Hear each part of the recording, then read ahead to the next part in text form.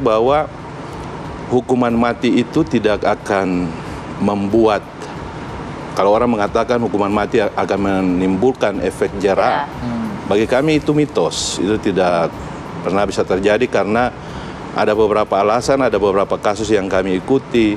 Febian Tibo di Poso, kita juga mengikuti beberapa kasus, misalnya eksekusi mati terhadap Amrosi dan lain-lain.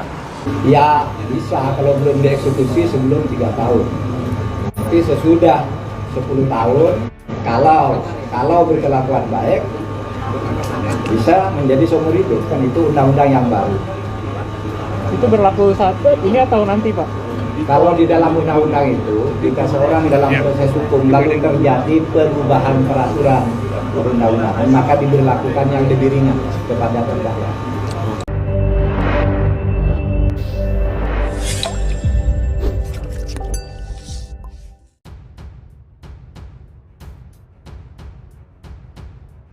KUHP baru sengaja dibuat untuk selamatkan Sambo dari hukuman mati.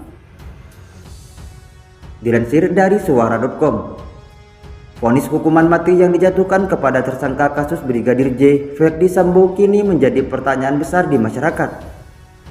Pasalnya, pengesahan KUHP terhadap yang dilakukan pada Desember 2022 lalu memuat penghapusan hukuman mati bagi tersangka kasus pidana yang dihukum mati. Hal ini lantas menjadi pertanyaan, apakah KUHP ini memang sengaja diubah untuk menyelamatkan Sambo? Dalam KUHP nasional, ketentuan hukuman mati diatur pasal 100 ayat 1 menyebut terpidana hukum mati menjalani masa percobaan selama 10 tahun. Hal ini jelas berbeda dengan vonis yang dijatuhkan oleh hakim yang langsung memvonis Ferdi Sambo tanpa percobaan selama 10 tahun, atau melihat riwayat catatan berkelakuan baik dari Ferdi Sambo.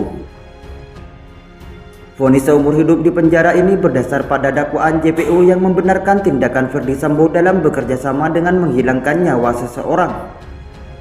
Pengesahan KUHP ini dicurigai disahkan setelah kejadian penembakan Brigadir J untuk meloloskan Ferdi Sambo, yang dahulu menjabat sebagai Kadif Propam Polri dari hukuman mati. Namun, tuduhan ini buru-buru diklarifikasi oleh Menko Polhukam Mahfud MD yang menganggap kecurigaan ini sebagai fitnah. Ini seperti fitnah kepada Mendagri dan Wamenkumham.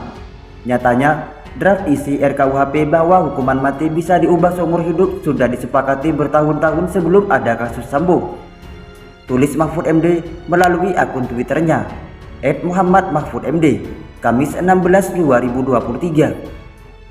Tak hanya Mahfud MD, Menteri Hukum dan HAM Yasona Lauli pun ikut merespon soal tuduhan publik ini.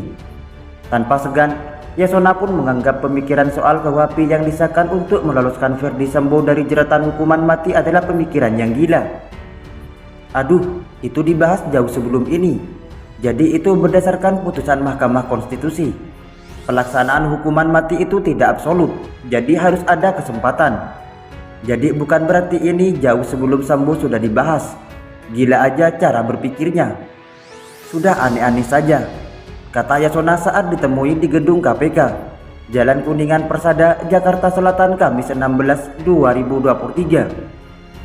Presiden Jokowi sampai angkat bicara soal vonis hukuman mati yang dijatuhkan kepada mantan Kadif Propam Polri itu. Ia menyebut pemerintah tidak bisa mengintervensi apapun karena putusan diserahkan kepada pengadilan. Itu wilayah yudikatif, wilayahnya pengadilan.